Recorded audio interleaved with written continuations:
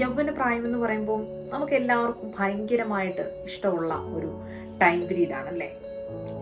എന്നാൽ ഈ ഒരു പ്രായം എന്ന് പറയുന്നത് ഭയങ്കര ചലഞ്ചബിൾ ആയിട്ടുള്ള ഒരു പ്രായമായിട്ടാണ് എനിക്ക് തോന്നിയിട്ട്. കാരണം ഇത് പ്രശ്നങ്ങൾക്ക് മീതെ ചിറകടിച്ച് ഓരോ ദിവസവും പറന്നു വരുന്നതും അനുദിനം വളർച്ച പ്രാപിക്കുന്നതും പുതുക്കം പ്രാപിക്കുന്നതും ഭയങ്കര ധൈര്യം സംഭരിച്ചു പോകേണ്ടതുമായിട്ടുള്ള ഒരു പ്രായമായിട്ട് എനിക്ക് തോന്നിയിട്ടുണ്ട്. അത് പറഞ്ഞപ്പോഴാണ് എനിക്ക് ഈഗിളിനെ കുറിച്ച് സംസാരിക്കാൻ തോന്നിയത്.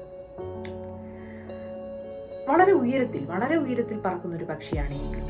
പക്ഷേ അത് എല്ലായ്പ്പോഴും എല്ലാവരുമായിട്ടും വളരെ കൂട്ടുകെട്ട് അല്ലെങ്കിൽ അങ്ങനെ ഒരു ബന്ധം പുലർത്തുന്ന പക്ഷിയൊന്നുമല്ല. ഒരുപാട് പക്ഷികൾ ചേർന്നിരിക്കുന്ന ഇടങ്ങളിൽ അത് അല്പം മാറിയാണ് ഇരിക്കുന്നത്.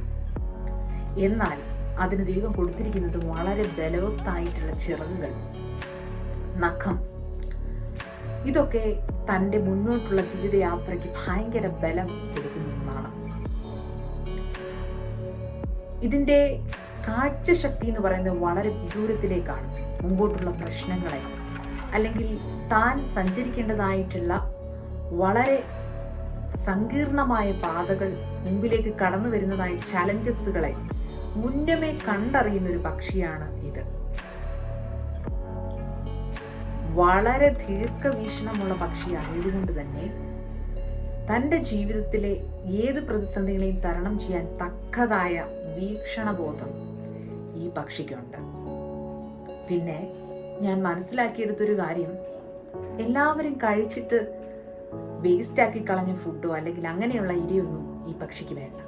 തൻ്റെ തന്നെ കഴിവോടുകൂടി സ്വന്തമായിട്ട് താൻ ചില ഇരകളെ കണ്ടെത്തുകയാണ് ചെയ്യുന്നത്. ജീവിതത്തിൽ നമ്മൾ എപ്പോഴും ചിന്തിക്കരുത്, എപ്പോഴും നമ്മളെ എല്ലാവരും ഹെൽപ്പ് ചെയ്യാനായിട്ട് വരും, സഹായിക്കാനായിട്ട് വരും. അങ്ങനെയല്ല. നമ്മുടെ യാത്ര തനിച്ചാണ്. നമ്മൾ ചില കാര്യങ്ങൾ തനിയെ ചെയ്തെടുക്കേണ്ടതായിട്ടുണ്ട്. നമ്മൾ ചില ഉയരങ്ങളിലേക്ക് തനിയെ പോകേണ്ടതായിട്ടുണ്ട്.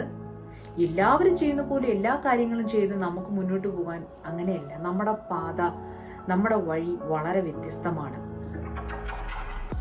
പോട്ടെ, ഇനി ഞാൻ കുറച്ചുകൂടെ ഡീപ്പായിട്ട് പഠിച്ചപ്പോൾ എനിക്ക് തോന്നിയിട്ടുണ്ട്, പരുന്തിന്റെ പുറത്ത് കാക്ക എപ്പോഴും വന്നിരിക്കാറുണ്ട് കേട്ടോ. കാക്ക വന്നിരുന്നിട്ട് എന്താ ചെയ്യുന്നതെന്നറിയോ?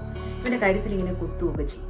അപ്പോൾ ഇവനെന്ത് ചെയ്യത്തില്ല, പ്രതികരിക്കത്തില്ല. കാരണം ഇവന് അറിയാം കാക്ക വളരെ ചെറിയൊരു പക്ഷിയാണ്, എനിക്ക് അതിനോട് പ്രതികരിച്ച് എൻ്റെ സമയം വെറുതെ വേസ്റ്റാക്കി കളയാനൊന്നുമില്ല.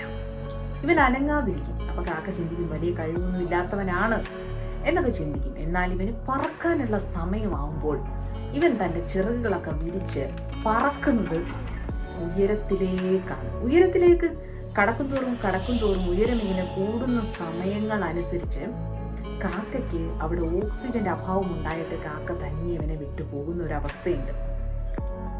അതാണ് അവന് തൻ്റെ കഴിവിൽ വിശ്വാസമുണ്ട്. അവന്റെ മുന്നോട്ടുള്ള യാത്രയിൽ അവന് വിശ്വാസമുണ്ട്.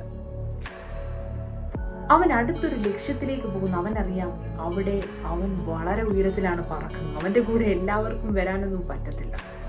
അതിനിടയിൽ വഴിവെത്തിയെ കാണുന്ന ആരെയും അവന് കാര്യമില്ല. പോട്ടെ, ഇനി അതൊക്കെ കഴിഞ്ഞ് ഇവനുണ്ടല്ലോ ഇണയൊക്കെ ആകുന്ന സമയത്ത് നേരത്തെ മുന്നമേ എല്ലാം കണ്ടുവെക്കും.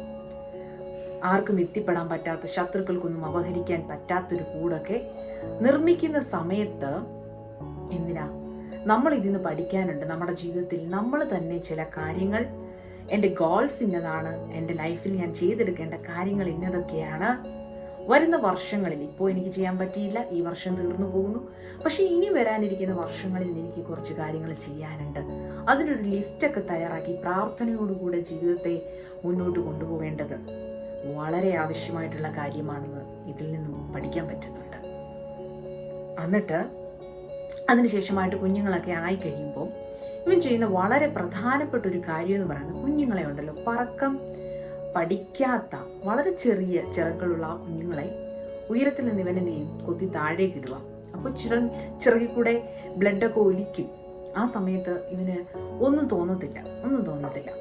കാരണം അറിയാം എന്താണെന്നറിയോ, ഇവൻ അല്ലെങ്കിൽ ഈ ഒരു ഇണ ആയിട്ടുള്ള പരുന്ത്, ആ ഒരു ഈഗിൾ പക്ഷി എന്താണ് ചെയ്യുന്നതെന്നറിയോ, അവർ പഠിക്കട്ടെ, അത് കണ്ടു നിൽക്കത്തേ ഉള്ളൂ.